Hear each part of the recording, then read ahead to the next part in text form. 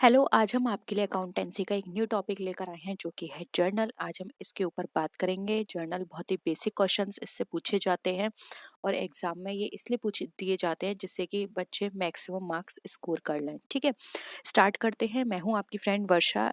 अगर आप इस चैनल पर नए हैं तो प्लीज़ चैनल को सब्सक्राइब कर लीजिएगा, और अगर आपने सब्सक्राइब कर लिया है तो बेल आइकन पर ज़रूर भी क्लिक कीजिएगा जिससे कि आने वाले वीडियो का नोटिफिकेशन आपको मिल जाए।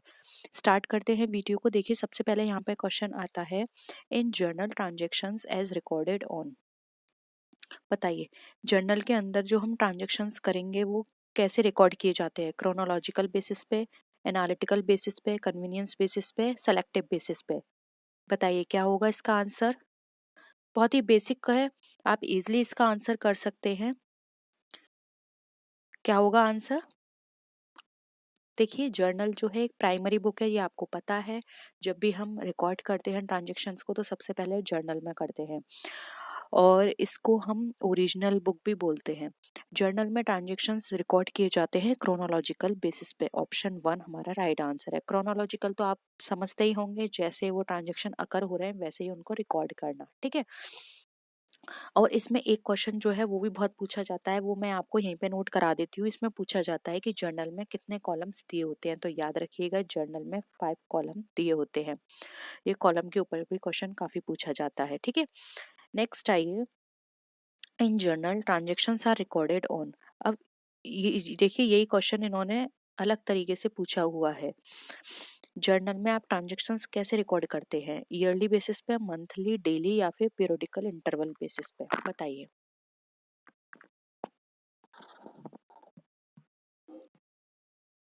ईज़िली आप बात कर सकते हैं। यहाँ पर देखिए, अभी हमने बात क्या की थी कि ये क्रोनोलॉजिकल बेसिस पे किया जाता है। ठीक है, तो क्रोनोलॉजिकल बेसिस का मतलब क्या होता है? जैसे जैसे वो ट्रांजेक्शन हो रहा है वैसे वैसे हम कर रहे हैं। तो यानी कि आज कोई ट्रांजेक्शन हुआ, मैं हमने आज ही रिकॉर्ड कर दिया। फिर कल जो होगा हम उसको कल रिकॉर्ड करेंगे, परसों जो होगा उसको हम परसों रिकॉर्ड करेंगे। यानी कि यहाँ पर बेसिस होता है इसका डेली। ठीक है, डेली के बेसिस पे इसमें ट्रांजेक्शन्स रिकॉर्ड किए जाते हैं, क्योंकि यहाँ पे रिकॉर्ड करने से ये हमें पता रहता है कि किस दिन हमने कौन कौन से ट्रांजेक्शन किए, और इसकी हेल्प से ही हम फर्दर लेजर और ट्रायल बैलेंस प्रिपेयर करते हैं।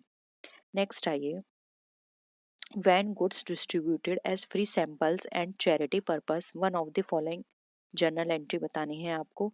जब हम गुड्स को यहाँ पे सैंपल के बेसिस पर या चैरिटी के पर्पस से डिस्ट्रीब्यूट करते हैं, तो यहाँ पर हमारी कौन सी जर्नल एंट्री होगी?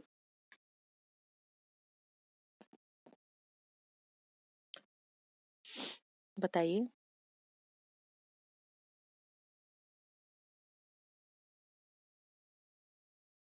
देखिए, हम गुड्स यहाँ पे सैंपल और चैरिटी के बेसिस पर करे हैं, दे रहे हैं। तो ये क्यों देते हैं? वो एडवर्टीजमेंट के बेसिस पर ही तो दे रहे हैं, क्योंकि हम एडवर्टीजमेंट कर रहे हैं कि हमारा ये प्रोडक्ट है, इसको चेक कीजिए, अगर आपको फर्दर पसंद आता है तो आप शॉप भी कर सकते हैं। ठीक है, तो यहाँ पर आंसर आ जाएगा, एंट्री कर लेते हैं पहले। Advertisement account debit to. अब यहाँ पे जो आपने प्रोडक्ट दिया है वो आपने अपनी परचेजिंग से ही तो दिया है, जो आपने पहले परचेज किया होगा, तो यानी उसमें से लेस हो गया ये।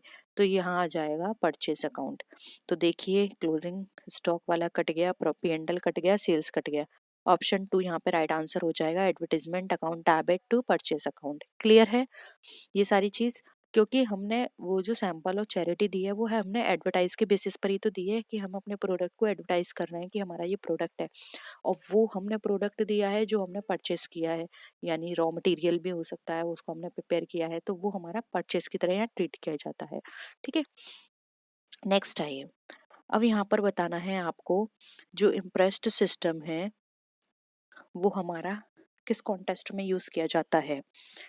परचेज बुक के बेसिस पर, सेल्स बुक के बेसिस पर, कैश बुक के बेसिस पर, या पेटी कैश बुक के बेसिस पर? इम्प्रेस्ड सिस्टम आपने पढ़ा होगा, क्या होता है?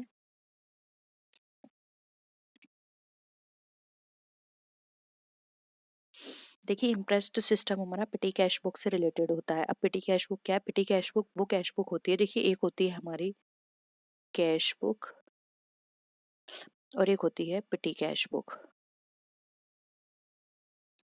इसमें सिर्फ इतना अंतर है पिटी कैश बुक में, जैसे कि फॉर एग्जांपल आपने पेन खरीदा, आज आपने पेन खरीदा, थोड़ी देर बाद आपने इरेजर खरीदी, उसके थोड़ी देर बाद आपने क्या खरीदा, एक बुक खरीद ली, उसके थोड़ी देर बाद आपने मार्कर खरीद लिया। ठीक है, तो पिटी कैश बुक में क्या है, ये सब चीजें अलग अलग मेंशन की जा रही हैं। अब कैश बुक तो आप लेके बैठोगे नहीं कि बार बार आप ये चीजें मेंशन करो। कैश बुक में आप डायरेक्ट इसको कैसे डाल दोगे, स्टेशनरी करके, क्योंकि इन ये छोटे छोटे खर्चे भी मिला के आपका कितना खर्चा बैठ गया, 1000, जो कि बहुत मायने रखता है हमारे बिजनेस के लिए। तो पिटी कैश बुक होता है जहाँ पर हम छोटे छोटे खर्चे करते हैं, लेकिन वो छोटे छोटे खर्चे हमारे एक बड़ा खर्चा बनते हैं, तो वो इकट्ठा करके हमारी कैश बुक में लिख लिए जाते हैं। तो और इस पिटी कैश को मेंटेन करने के लिए जो सिस्टम फॉलो किया जाता है उसको बोलते हैं हम इम्प्रेस्ड सिस्टम। क्लियर है? नेक्स्ट आइए, विच of the following have Contra entries. अब आपको बतानी है इसमें से कौन सी कॉन्ट्रा एंट्रीज होती हैं। Simple cash book, petty cash book, 3 column cash book या फिर ऑल कैश बुक, बताइए।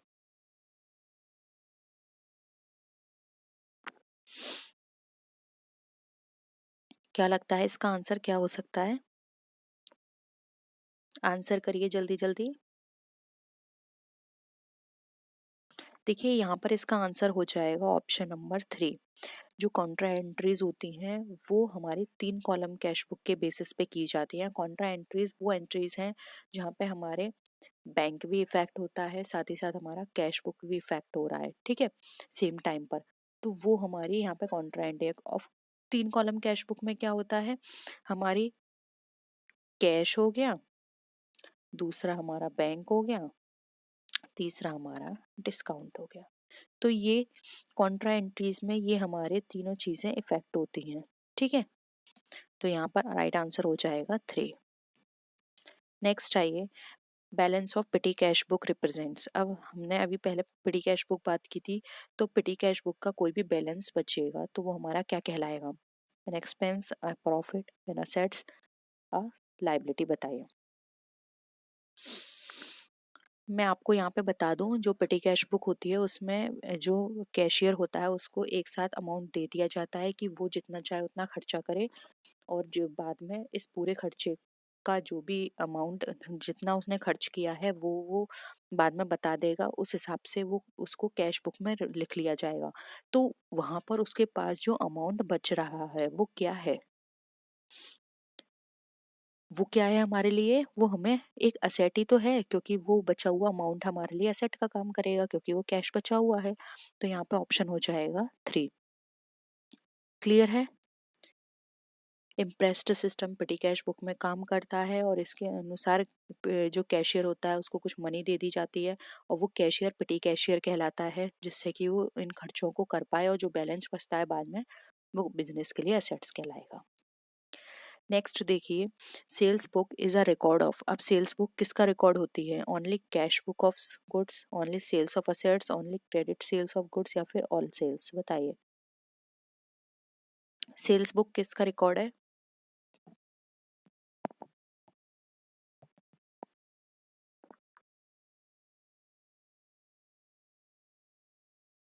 देखिए सेल्स बुक में हम रिकॉर्ड करते हैं क्रेडिट सेल्स का, याद रखिए। वहीं एक क्वेश्चन और आता है कि परचेज बुक क्या होती है, तो परचेज में हम क्रेडिट परचेज का रिकॉर्ड करते हैं। और अगर यहाँ पे हम कैश सेल्स की बात करेंगे तो कैश बुक में जाएगी, ठीक है। सारी सेल्स का मत करिएगा, सिर्फ और सिर्फ क्रेडिट सेल्स हमारी सेल्स बुक में जाती है। क्लियर है? नेक्स्ट आइए, a cash discount received is entered on the 3 column cash book on. अब कैश डिस्काउंट हमने रिसीव किया था, तो कैश डिस्काउंट हमने रिसीव किया है तो उसकी एंट्री बतानी है 3 कॉलम कैश बुक में किस साइड होगी।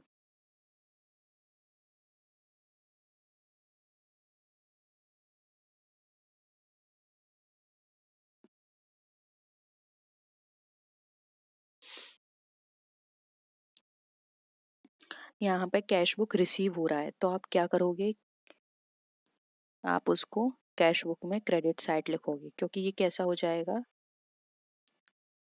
कैश अकाउंट में जाएगा, टू डिस्काउंट करके, ठीक है। तो यहाँ पे ये क्रेडिट साइड आएगा। नेक्स्ट आइए, अब आपको बताना है जो आउटस्टैंडिंग एक्सपेंसेस होते हैं वो क्या हैं। किस तरह का खाता होते हैं? Income and expenditure account, nominal account, personal account या रियल अकाउंट। ये मैंने आपको जब अकाउंट डिस्कस किए थे तो मैंने आपको बताया था कि हमारे आउटस्टैंडिंग एक्सपेंसेस किस तरह के अकाउंट होते हैं। देखिए, जब कभी भी ये आप ट्रिक समझ लीजिए, अगर आपको अकाउंट नहीं समझ में आते हैं या आपको नहीं पता, जब भी किसी भी ट्रांजैक्शन के आगे आउटस्टैंडिंग, प्रीपेड, एक्रूड, ये कोई भी टर्म लिखा आ जाए, आंख बंद करके उसको लिख दीजिए पर्सनल अकाउंट। ठीक है, क्लियर है? क्योंकि ये हमारा रिप्रेजेंटेटिव पर्सनल अकाउंट की बात करता है। नेक्स्ट आइए, contra entries in cash book are made when. अब कॉन्ट्रा एंट्रीज कैश बुक में कब बनाई जाती हैं बताइए? पिटी कैश जब मेंटेन करते हैं, सिंपल कैश बुक मेंटेन करते हैं, 3 कॉलम कैश बुक मेंटेन करते हैं, या फिर सभी के द्वारा। इजीली बता सकते हैं, अभी ही हमने डिस्कस किया था ये, जब हम कॉन्ट्रा एंट्रीज करते हैं कैश बुक में तो वो तब बनाते करते हैं जब हम 3 कॉलम कैश बुक को मेंटेन कर रहे हैं, तब हम कॉन्ट्रा एंट्रीज वहाँ पे करते हैं। क्लियर है? सिंपल है। कॉन्ट्रा एंट्रीज हमें वो ट्रांजेक्शन्स बताती हैं जिसमें कैश और बैंक दोनों इन्वॉल्व होते हैं, या फिर दूसरे शब्दों में कहें तो ऐसी एंट्री जिसमें हमारे दोनों अकाउंट कैश और बैंक अफेक्ट हो रहे हैं, वो हमें कॉन्ट्रा एंट्री कहलाती हैं। कॉन्ट्रा का लैटिन मीनिंग अपोजिट होता है। कॉन्ट्रा एंट्रीज कैश बुक में बनाई जाती हैं, 2 कॉलम होते हैं इसमें, cash book with cash and bank column, और triple column cash book maintain वहाँ की जाती है। ठीक है, तो ये दोनों साइड से अकाउंट प्रिपेयर किए जाते हैं सेम टाइम पर, इसलिए यहाँ पर ऑप्शन 3 राइट आंसर हो जाएगा। नेक्स्ट आइए, balance of cash book shows. अब जो हमारा कैश बुक है, बैलेंस है, वो क्या शो करता है? Deposited amount in bank, difference between income and expenditure, net real income, total available cash. बताइए।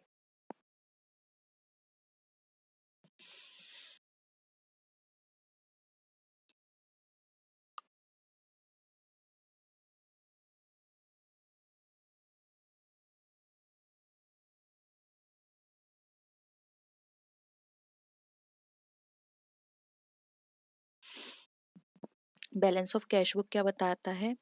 जो हमारे पास जब कैश बुक का बैलेंस बचता है तो इसका मतलब ये है कि हमारे पास क्या हो रहा है?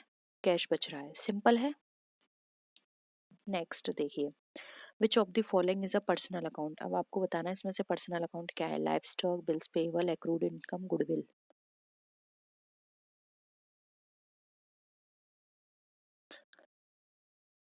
ये आपका एग्जाम में काफी बार पूछा गया है।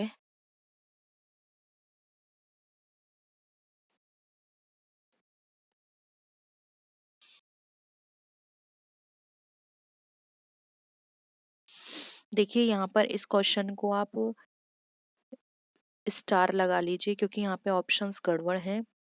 लाइव स्टॉक तो आपका रियल अकाउंट हो गया है, गुडविल भी आपका रियल अकाउंट है, लेकिन ये दोनों आपके पर्सनल अकाउंट में आते हैं। ठीक है, बिल्स पेएबल और एक्रूड इनकम, एक्रूड रेंट, क्योंकि बिल्स पेएबल जो है वो क्रेडिटर को रिप्रेजेंट करता है, और जो हमारे क्रेडिटर्स होते हैं वो एक पर्सन है, वेदर इट इज आर्टिफिशियल और पर्सनल। ठीक है, और बिल्स पेएबल इसलिए इस हिसाब से हम पर्सनल अकाउंट में कंसिडर करते हैं। वहीं एक्रूड इनकम की बात करें तो ये हमारा रिप्रेजेंटेटिव पर्सनल अकाउंट को बताता है। तो इस अकाउंट की वजह से हम इसको नेचुरल और आर्टिफिशियल पर्सन बोलते हैं।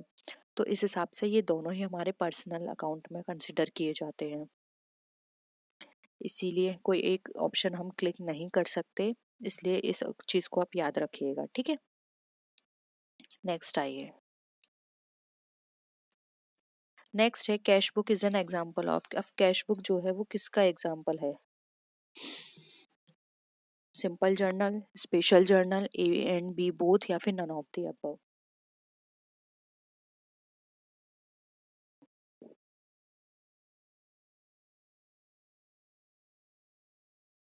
देखिए, कैश बुक एक चीफ बुक होती है सभी सब्सिडरी बुक की। अगर ये चीफ बुक है यानी कि मेन बुक है तो हम इसको सिंपल जर्नल बोलेंगे, ठीक है, क्योंकि इसके अंदर सभी तरह के कैश ट्रांजेक्शन्स रिकॉर्ड किए जाते हैं बिजनेस से रिलेटेड। इसका जो फॉर्मेट होता है और जो मेथड होता है वो ट्रांजेक्शन्स को रिकॉर्ड करना है सेम वैसे ही जैसे कि लेजर में करते हैं, इसलिए ये हम सिंपल जर्नल में इसको कंसिडर करते हैं। ऑप्शन 1 यहाँ पे हमारा राइट आंसर हो जाएगा। नेक्स्ट आइए, विच of the following is a personal account. अब इसमें से कौन सा हमारा पर्सनल अकाउंट है हमें ये बताना है, बताइए। Prepaid salary, drawing account, outstanding rent या फिर ऑल ऑफ द अबव। क्या लगता है आंसर इसका? देखिए अभी मैंने आपको बताया था प्रीपेड जिसके आ गया है वो हमारा पर्सनल है। ड्राइंग अगेन ये हमारा रिप्रेजेंट कर रहा है पर्सन को, ये भी आउटस्टैंडिंग ये भी, तो ऑल ऑफ द अबव हमारा करेक्ट आंसर हो जाएगा, ठीक है। नेक्स्ट आइए, आउटस्टैंडिंग वेजेस किस में आती हैं? करंट असेट्स में, करंट लायबिलिटीज, करंट एक्सपेंडिचर, वो कैपिटल एक्सपेंडिचर या रेवेन्यू एक्सपेंडिचर? आंसर करिए।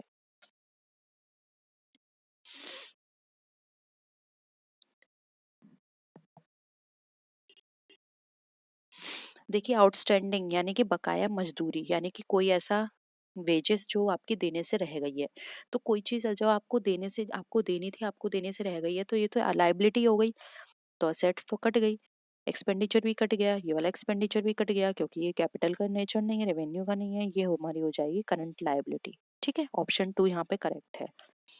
नेक्स्ट आइए, in an organisation purchase book records, purchase book क्या रिकॉर्ड करती है? कैश ट्रांजेक्शन को, cash purchase transaction, transaction related to credit purchase of raw material या फिर क्रेडिट परचेज ऑफ गुड्स। आज सही से करिएगा, ऑप्शंस मिलते जुलते हैं तो गलत मत टिक मत करना, अच्छे से इसको आंसर करिए क्या होगा। देखिए ये तो आप नहीं करोगे अलग ही हो गया। अब बचा 3 और 4, इसमें आपको कंफ्यूजन हो सकता है तो अच्छे से समझिए। यहाँ पे सिर्फ ये रॉ मटेरियल की बात कर रहे हैं यहाँ गुड्स, तो रॉ मटेरियल में बाकी इसने और चीज खरीदी है वो इसमें इंक्लूड नहीं है तो ये भी गलत हो गया। गुड्स में तो कुछ भी आ सकता है इसलिए ऑप्शन 4 हमारा राइट आंसर हो जाएगा, ठीक है, क्योंकि रॉ मटेरियल गुड्स में भी कंसिडर हो रहा है, क्योंकि रॉ मटेरियल को हम गुड्स भी बोलते हैं। Which of the following is not a book of primary entry. अब प्राइमरी एंट्री की कौन सी बुक नहीं है? Ledger, cash book, sales book या फिर बिल्स पेएबल। अगेन बहुत ही सिंपल है, ये पूरा टॉपिक ही सिंपल है, बस आपको थोड़ा सा बेसिक क्लियर करने हैं, बाकी ये टॉपिक आप इजीली कवर कर सकते हो। देखिए कैश बुक अभी हमने डिस्कस किया था, मेन बुक है। सेल्स मेन बुक है। बिल्स पेएबल मेन बुक है, जबकि लेजर के अंदर हम डिफरेंट टाइप्स के अकाउंट्स ओपन करते हैं, डिफरेंट बुक प्रिपेयर करते हैं, तो ये हमारी प्राइमरी बुक नहीं है, ये हमारी सब्सिडरी बुक है, ठीक है, क्योंकि इसके अंदर डिफरेंट टाइप्स के अकाउंट होते हैं जिसको हम क्लासिफाई करते हैं, समराइज करते हैं उसके अंदर इंफॉर्मेशंस, ठीक है, और वो किसके बेसिस पे की जाती हैं? जर्नल के बेसिस पे की जाती हैं, जो भी हमने उसमें डेबिट और क्रेडिट किया हुआ है। अब आप चाहें तो नोट कर सकते हैं हमारी प्राइमरी बुक कौन कौन सी होती हैं, जैसे कि कैश बुक हो गई, परचेज बुक हो गई, sales book, sales return book, purchase return book, bills payable, bills receivable और जर्नल प्रॉपर, ये सब हमारी प्राइमरी बुक है, ठीक है, इसलिए यहाँ पे ऑप्शन ए राइट आंसर हो जाएगा। नेक्स्ट आइए, अब आपको बताना है स्टॉक हमारा किस तरह का अकाउंट है, पर्सनल, नॉमिनल, रियल या स्टेटमेंट है।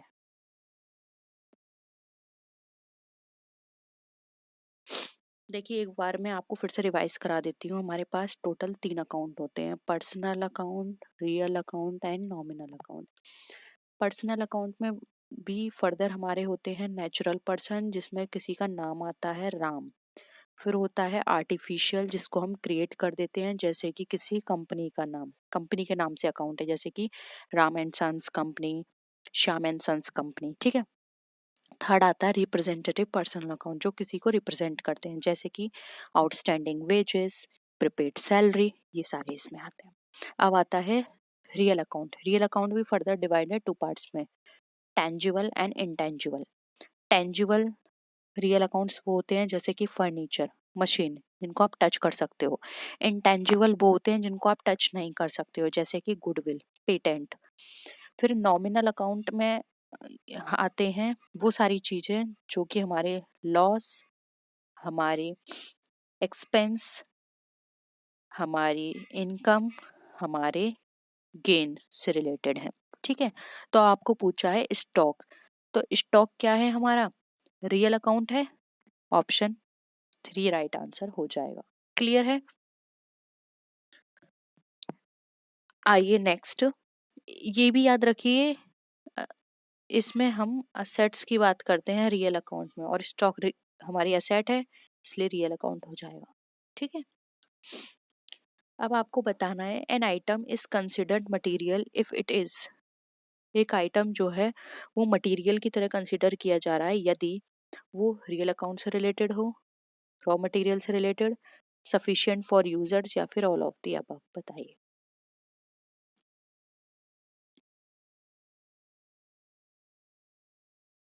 देखिए, कोई भी आइटम मटेरियल तभी कहा जाएगा जब वो यूजर के लिए सफिशिएंट होगा, उसके काम का होगा। ठीक है, हम ऐसे ही किसी को भी मटेरियल नहीं बोल सकते जब तक कि वो उसके लिए इम्पोर्टेंट ना हो, उसके लिए मीनिंगफुल ना हो। इसलिए यहाँ पर ऑप्शन 3 राइट आंसर हो जाएगा। ठीक है, नेक्स्ट है cash discount allowed to a debtor should be credited to. अब कैश डिस्काउंट अलाउड हुआ है डेटर को, वो क्रेडिट किया जाएगा किस अकाउंट में?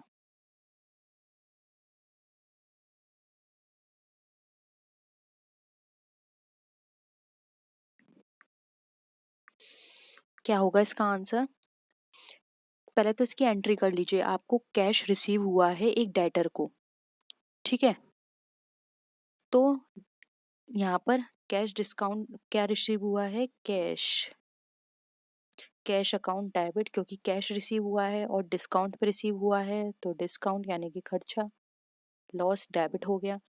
और टू अ डेटर, डेटर से हुआ है तो हो जाएगा कस्टमर अकाउंट। ठीक है, तो यहाँ पे पूछा गया है क्रेडिट किस में होगा, तो क्रेडिट तो हमारा क्रेडिटर में हुआ है, वो कस्टमर में हुआ है। ऑप्शन 2 हमारा राइट आंसर हो जाएगा। नेक्स्ट आइए, a customer's cheque return after being dishonoured will be recorded in. अब एक कस्टमर का चेक जो है रिटर्न हुआ है डिसऑनर होने के बाद, तो वो किस में रिकॉर्ड करेंगे?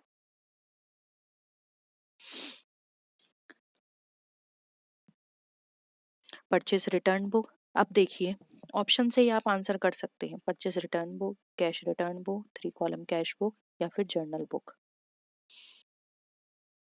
आप इसको जर्नल बुक या जर्नल प्रॉपर भी कर सकते हैं। ठीक है, अब देखिए, कोई आपकी यहाँ पे चेक रिटर्न हुआ है ना कि परचेज, ये कट गया। अब चेक रिटर्न हुआ है, सेल्स नहीं। 3 कॉलम कैश बुक, यहाँ बैंक और कैश दोनों की बात नहीं हो रही। ठीक है, ये भी कट गया। बचा क्या? जर्नल बुक, या फिर हम इसको जर्नल प्रॉपर भी बोल सकते हैं। क्लियर है?